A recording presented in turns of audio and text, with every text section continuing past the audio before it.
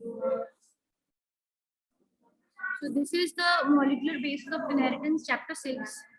Starts with the nucleic acids and little discovery that Friedrich Miescher was the first person to extract it from pus cells. Then two types of nucleic acid, deoxyribo, ribonucleic acid. Then the DNA is the genetic material in most of the organisms.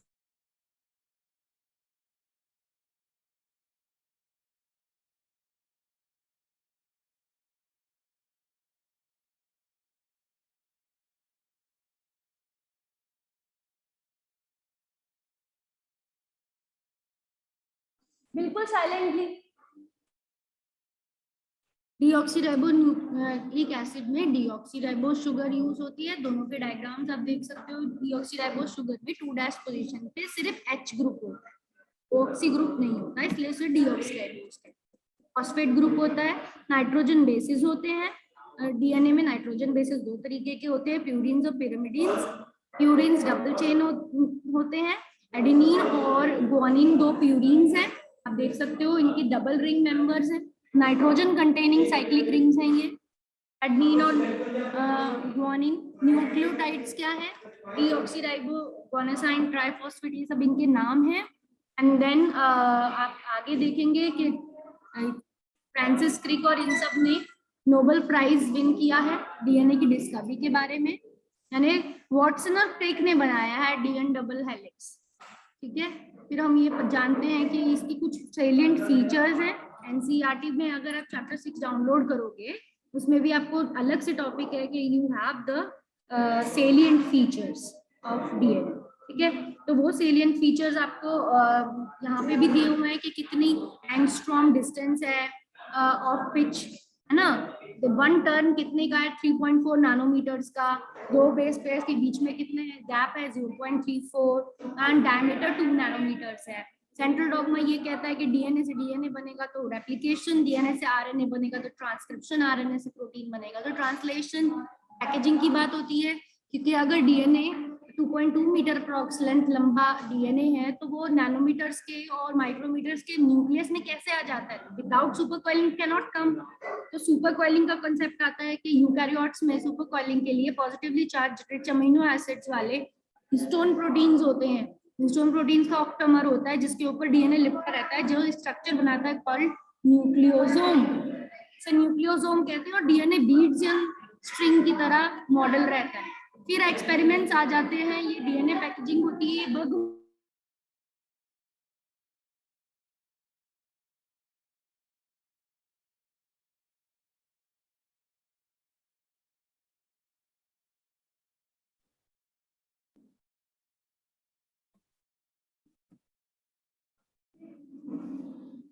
ये packaging की मैंने एक video भी आपको बताई थी कि how the packaging is done. Hello friends and welcome again in the series of molecular basis of inheritance. आज हम पैकेजिंग ऑफ डीएनए हेलिक्स की बात करते हैं। डीएनए हेलिक्स कैसे पैकेजिंग होती है, उसको कॉन्सेप्ट की बहुत बड़ी जरूरत पड़ती है। न्यूक्लियोसोम कॉन्सेप्ट थोड़ा सा कॉम्प्लेक्स है। इसमें हिस्टोन प्रोटीन्स का यूज होता है। What are histone proteins? There is a set of positively charged basic proteins. These are simply the positively charged basic proteins which are called histone proteins. और ये अलग अलग होती है, जैसे यहाँ बीच में जो green pattern ball like structure है, यहाँ पे जो हिस्टोन प्रोटीन्स होंगी इनको कोर हिस्टोन बोला जाता है। और जो ये ग्रीन वाला है जिसने डीएनए, जो ये पिंक कलर का डीएनए स्ट्रक्चर है जिसने इन दोनों को बांध के रखा है, जैसे कि क्लोथ्स को सिलते समय टाँका लगाया जाता है, कुछ इस तरह से इसने टाँका लगा दिया है, टाई करके रखा है। इसको H1 हिस्टोन बोलते हैं। ये कोर प्रोटीन से अलग होता है। अब कितने हिस्टोन प्रोटीन्स होते हैं? तो यूकैरियोट्स में 4 टाइप के होते हैं या 5 टाइप के होते हैं। देखिए यहाँ पे कौन कौन से हिस्टोन है। पहला है H1, फिर H2A, दूसरा H2B, तीसरा H3, चौथा और ये कुछ हिस्टोन्स हैं, इनके ऊपर ही डीएनए रैप रहता है। H1 बाहर की तरफ से क्लोज करता है। Microscopy revealing linker DNA between nucleus और दो न्यूक्लियोसोम के बीच में एक लिंकर डीएनए का पार्ट रहता है जो उसे पैक करता है। that around an octamer of histone. तो हिस्टोन के octamer पे 1:3/4 यहाँ पे जो सामने डीएनए की जो और ये अगर सोलेनॉइड जैसा बन जाए तो 110 एंगस्ट्रॉम जैसा जो बॉल की चौड़ाई होती है 110 एंगस्ट्रॉम ऐसे करके रोल हो जाता है। सेम टू सेम, बट यहाँ पे बस H1 हिस्टोन को दिखाया गया है अलग से, कैसे इसमें टाका लगा है, यानी 1:3/4 टर्न के बाद ये हिस्टोन बैक 1/3/4 टर्न होते हैं इसमें, ठीक है। आगे के स्ट्रक्चर में पैकिंग को दिखाया गया है कि किस तरह से ये पैकिंग होती है और बीच में लिंकर डीएनए बनते जाते हैं। अब हम वापस अपने इस पे आते हैं पीपीटी पे।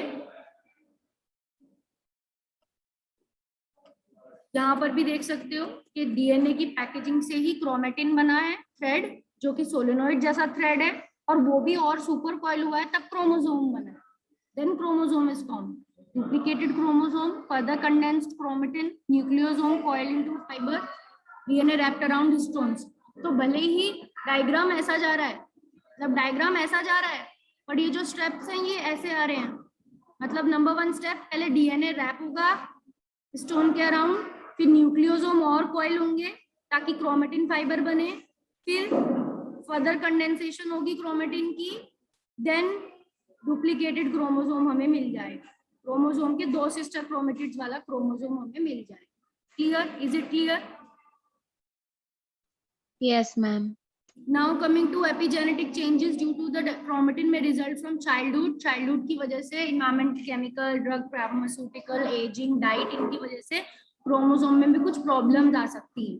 इसी को एपिजेनेटिक चेंजेस कहते हैं। थोड़ा एक्स्ट्रा है कि DNA methylation, chemical modification histones की हो सकती है जिसकी वजह से थ्रेड थोड़ा लूज पड़ सकता है, कैन बी लूज आल्सो। इससे म्यूटेशंस होने के चांसेस हो जाते हैं। बोलते हैं ना कि ज्यादा एजिंग से जो एन्यूप्लॉइडी है, क्रोमोसोमल डिसऑर्डर्स है, उनके चांसेस बढ़ जाते हैं। जब हमने चैप्टर 5 में पढ़ा था तब हमने पढ़ा था। Are you getting my point? Yes, ma'am. Now negatively charged, ये एक और डायग्राम है जो फिर दोबारा से न्यूक्लियोसोम का कॉन्सेप्ट बता रहा है, पैकिंग का कॉन्सेप्ट बता रहा है। यूक्रोमेटिन और हेट्रोक्रोमेटिन रीजन आपको पता है। यूक्रोमेटिन लूजली कॉइल्ड रीजन होता है, हेट्रोक्रोमेटिन टाइटली कॉइल्ड रीजन होता है। उसकी बेसिस पे ही यूक्रोमेटिन एक्टिव होता है एंड हेट्रोक्रोमेटिन इनएक्टिव होता है। Transforming principle S strain R strain वाला है, बैक्टीरिया वाला। निमोनिया के बैक्टीरिया को यूज करके माउस में एक्सपेरिमेंट किया था। जब आर स्ट्रेन डाल देते तो माउस जिंदा रहता था, जब एस स्ट्रेन डाल माउस मर जाता था। जब एस स्ट्रेन को हीट किल करके डालते थे तब माइस अकेला डाला हीट किल करके तब वो जिंदा रहता था, बट अगर मिक्स कर दिया आर और एस को मिक्स कर दिया तो फिर मर जाता था। तो इसमें ऐसा ट्रांसफॉर्मिंग प्रिंसिपल का प्रिंसिपल आया जो बताया कि ऐसा कुछ सब्सटेंस एस में से निकलता है जो आर वाले को भी एस में बदल देता है और आर वाला भी पैथोजेनिक हो जाता है। उसी को ट्रांसफॉर्मिंग प्रिंसिपल कहते हैं। उसका बायोकेमिकल कैरेक्टरिस्टिक करा और एवरी मैक्लियोइड एंड मैकार्टी ने, जो इस स्लाइड में दिया हुआ है कि सिर्फ फ्रेडरिक ग्रिफिथ ने तो ट्रांसफॉर्मिंग प्रिंसिपल दिया था पर उसको एक्सपेरिमेंटली प्रूव किया है इन तीनों ने, मैकार्टी, एवरी, मैक्लियोइड्स ने। एंड ग्रिफिथ एक्सपेरिमेंट और ट्रांसफॉर्मिंग प्रिंसिपल इसी को कहते हैं। Is it clear? They purified biochemical proteins and RNAs and Yes. then इसके बाद नेक्स्ट हम आगे आते हैं हीट किल्ड। इसको कैसे किया उन्होंने कि इन तीनों टेस्ट ट्यूब में अलग अलग तरह की एंजाइम्स डाली। ठीक है, पहले कार्बोहाइड्रेट ब्रेक करने वाली, फिर प्रोटीन ब्रेक करने वाली, फिर डीएनए ब्रेक करने वाली। तो फिर जब डीएनए ब्रेक करने वाली एंजाइम डाली थी सिर्फ तभी ट्रांसफॉर्मेशन की एबिलिटी खत्म होती थी, बाकी सब में ट्रांसफॉर्मिंग रहती थी वैसे कि इसका मतलब डीएनए ही जेनेटिक मटेरियल है, डीएनए ही ट्रांसफॉर्मेशन करता है। देन उसके बाद ये वाला एक्सपेरिमेंट किया। ठीक है, ये किसने किया था? अल्फ्रेड हर्शे मार्था चेज ने बैक्टीरियोफेज और बैक्टीरियाज को यूज करके किया था। इसमें बैक्टीरियोफेज को 2 तरीके के मीडियम पे ग्रो करवाया था, एक को फास्फोरस रेडियो एक्टिव पे और एक को सल्फर रेडियो एक्टिव पे। जब वो फास्फोरस पे करता था ग्रो तो वो न्यूक्लिक एसिड्स में चला जाता था और डीएनए लेबल हो जाता था, और जो वो दूसरी कैटेगरी, दूसरी पॉपुलेशन बैक्टीरियोफेज की जो सल्फर वाले पे ग्रो करवाई थी वो प्रोटीन्स में आ जाती है। पर जब देखा जाता है कि जब इन्फेक्शन होता है कि न्यूक्लिक एसिड ही अंदर जाता है बैक्टीरियोफेज का, प्रोटीन बाहर ही रह जाता है। तो जब उसको सेंट्रीफ्यूज करके देखते हैं तो जब 32 फास्फोरस वाले यानी रेडियो लेबल्ड फास्फोरस वाले बैक्टीरियोफेजेस का मिक्सचर ब्लेंड किया जाता है तब रेडियो एक्टिविटी बैक्टीरियाज में मिलती है, क्योंकि वो न्यूक्लिक एसिड के थ्रू चली गई बैक्टीरिया। और जब सल्फर वालों को ब्लेंड करके भेजा जाता है, रेडियो एक्टिविटी चेक करी जाती है तो सुपरनेटेंट में मिलती है, क्योंकि प्रोटीन्स में रहती है। तो इसका मतलब डीएनए ही जेनेटिक मटेरियल होता है। ये सब कुछ एक्सपेरिमेंट्स यही बता रहे हैं कि डीएनए जेनेटिक मटेरियल है।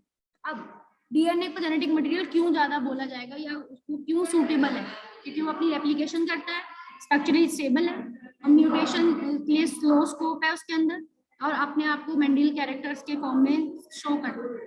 डीएनए के 2 स्ट्रैंड्स हैं, कॉम्प्लीमेंट्री डीऑक्सीराइबोस शुगर उसमें है, thymine sugar use nitrogen base होता है यूरेसिल की जगह।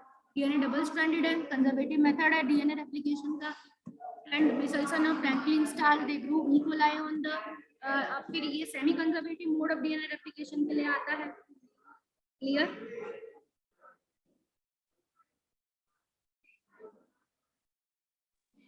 Yes, ma'am. This is semi conservative mode of DNA replication.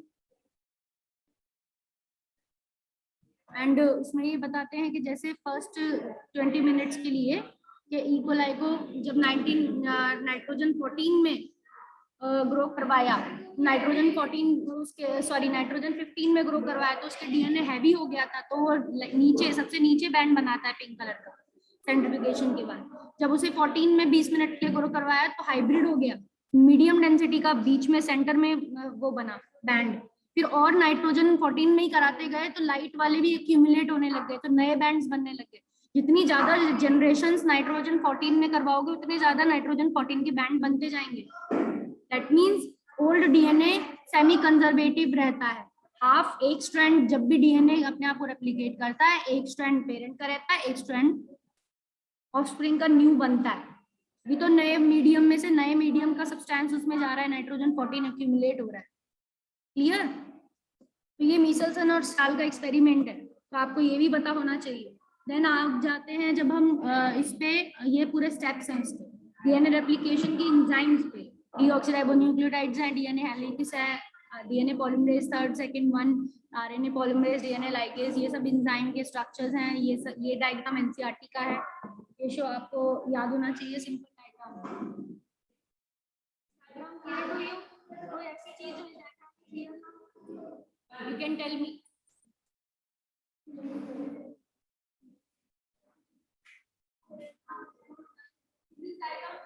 बच्चों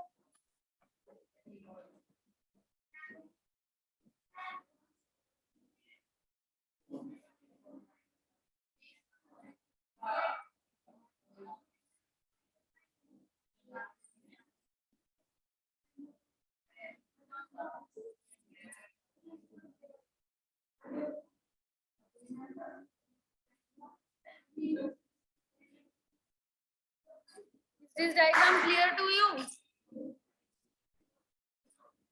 मनीषा, क्या क्या है डायग्राम? एक्सप्लेन करो, कोई मुझे एक डायग्राम एक्सप्लेन करो। ये क्या है, किसका डायग्राम है? Explain me, what do you understand by this diagram?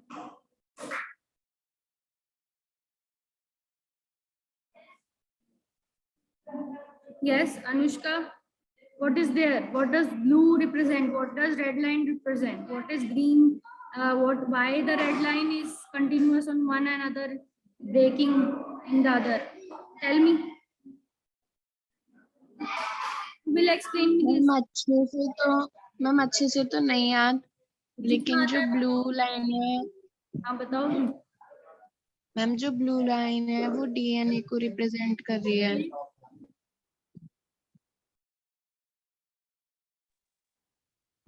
Ma'am DNA को वो रिप्रेजेंट कर रही है।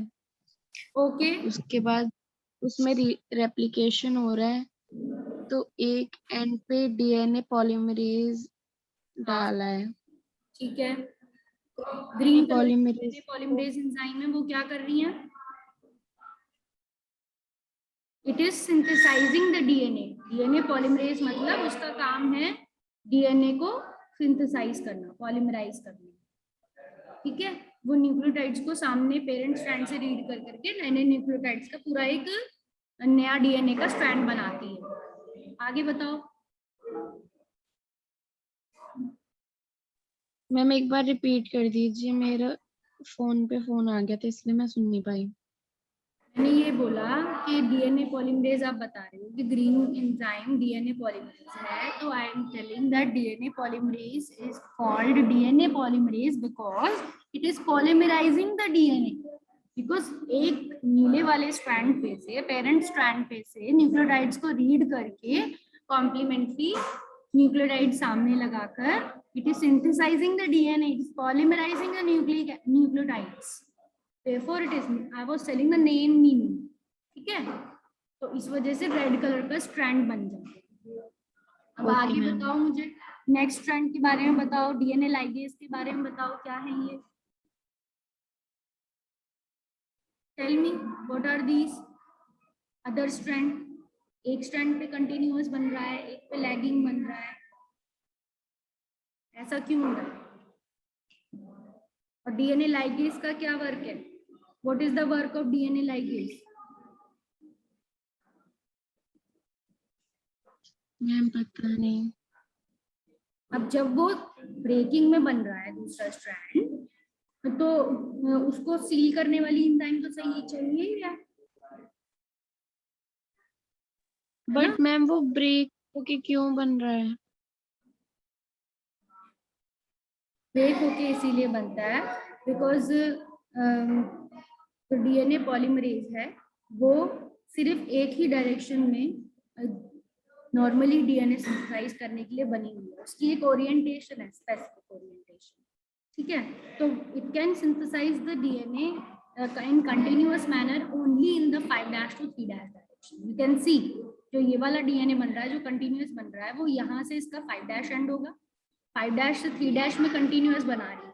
बट जब वो इधर इस वाले में, क्योंकि दूसरा डीएनए स्ट्रैंड अगर हम इधर देखा जाए तो ऐसे बनना चाहिए, जब ऐसे बनाती है तो उल्टी डायरेक्शन में उस पर नहीं बनता, 3' to 5' वो नहीं बना सकती। तो वो कैसे बनाती है? वो थोड़ा सा बनाती है, फिर ब्रेक हो जाती है, हट जाती है, फिर थोड़ा सा बनाती है, फिर हट जाती है, फिर थोड़ा सा बनाती है, हट जाती है, क्योंकि उसको इस डायरेक्शन में उसकी नेचर नहीं है बनाने। भले ही तुमको देखने के लिए एरो नीचे की तरफ लग रहे हैं, तो इसका मतलब ये नहीं है कि इस डायरेक्शन में बन रहा है, उल्टी बना रही है इंसान, नहीं, वो इधर इधर से बना के गई है, उल्टी डायरेक्शन में बना रही है तो उस पर बन नहीं पा रहा, तो इट रिमूव्स इटसेल्फ, अपने आप को बार बार हटा लेती है, तो वो ब्रेक्स में बनता है। अभी ब्रेक में बनता है तो उसको सील करने के लिए डीएनए लाइगेज चाहिए होती है। Okay ma'am.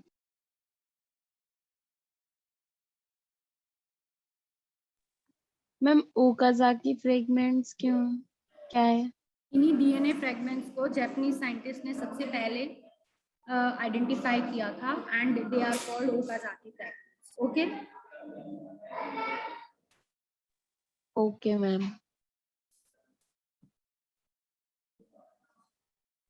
मैम ये जो ब्रेकिंग फ्रेगमेंट्स होती है इनसे ही, आई मीन इनकी जब वो होती है, अभी जब ये बनते हैं तो इनसे ही जो न्यू डिफरेंस होते हैं वो आते हैं।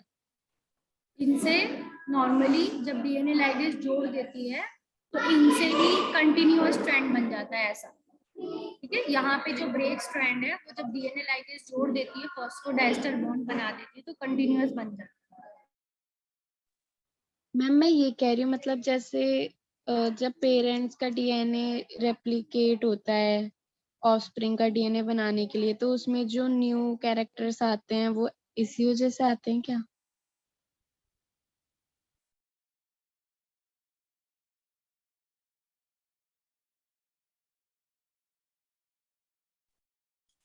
दोबारा से बताना अपना क्वेश्चन बेटा।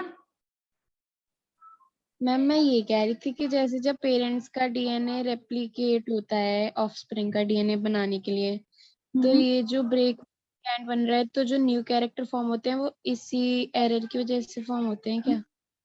नहीं, ये सिर्फ डीएनए रेप्लिकेशन बनाने में, मैंने बोला ये गैप्स आते हैं डीएनए पॉलीमरेज एंजाइम के, वो बार बार रिलीज हो जाती है यहाँ से, पर डीएनए लाइगेज उसको ज्वाइन कर देती है और इट इज कंटिन्यूअसली फॉर्म्ड, ये कंटिन्यूअसली बन जाता है।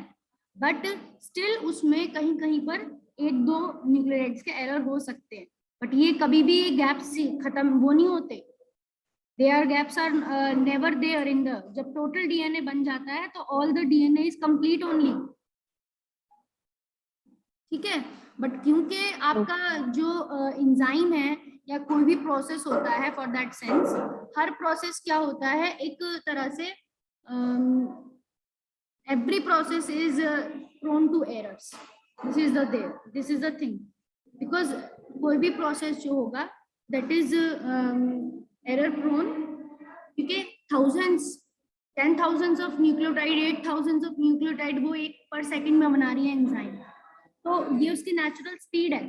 तो अगर उस स्पीड में वो जल्दी जल्दी से न्यूक्लियोटाइड को सील कर रही है और डीएनए को जल्दी जल्दी एक घंटे में कई बार रेप्लिकेट करवा देती है, तो उस केस में कहीं पर एक एरर रह जाता है, दैट इज म्यूटेशन। वो म्यूटेशन होती है जो नेचुरली रह जाती है, ठीक है। डीएनए रेप्लिकेशन के वक्त it is most of the time nearly 100%, 99.9% correct, पर 0.1% की तो एरर्स रहेंगी ही रहेंगी।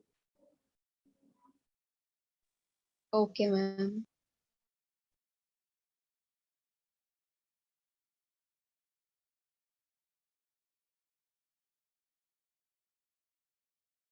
ये भी हमने पढ़ लिया है। This diagram also we have understood किस तरीके से single stranded binding proteins, helicase, ये सब हमें काम आते हैं। एंड लीडिंग स्ट्रैंड, जो कंटिन्यूअस स्ट्रैंड बनता है उसको लीडिंग स्ट्रैंड बोला जाता है, जो डिसकंटिन्यूअस बनता है उसे लैगिंग स्ट्रैंड बोला जाता है, क्योंकि इसकी स्पीड स्लो होती है और उसकी स्पीड वो धीरे धीरे बन रहा होता है, क्योंकि वो ब्रेकिंग में बन रहा है वैसे भी। देन सेंट्रल डॉगमा आपने देख लिया कि डीएनए से, अब सेंट्रल डॉगमा एक्सप्लेन करो मुझे Anushka. Anushka, what do you mean by central dogma? Tell me.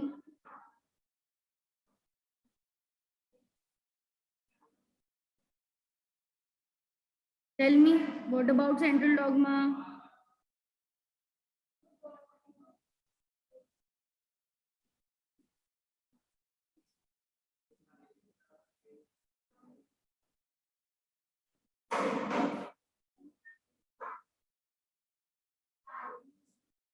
Anushka, are you able to see, listen to me? Explain this central dogma diagram. It's very simple question. क्या, और यहाँ पे दिखा भी रखा है डायग्राम से, क्या समझ में आ रहा है तुम्हें सेंट्रल डॉगमा क्या कहता है? What does it say?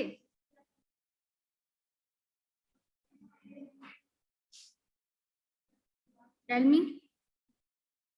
What is the meaning of central dogma?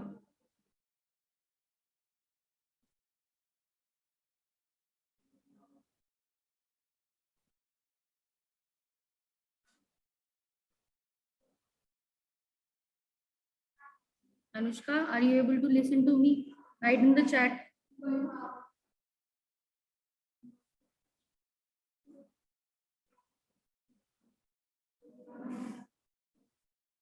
Manisha, तुम बताओ.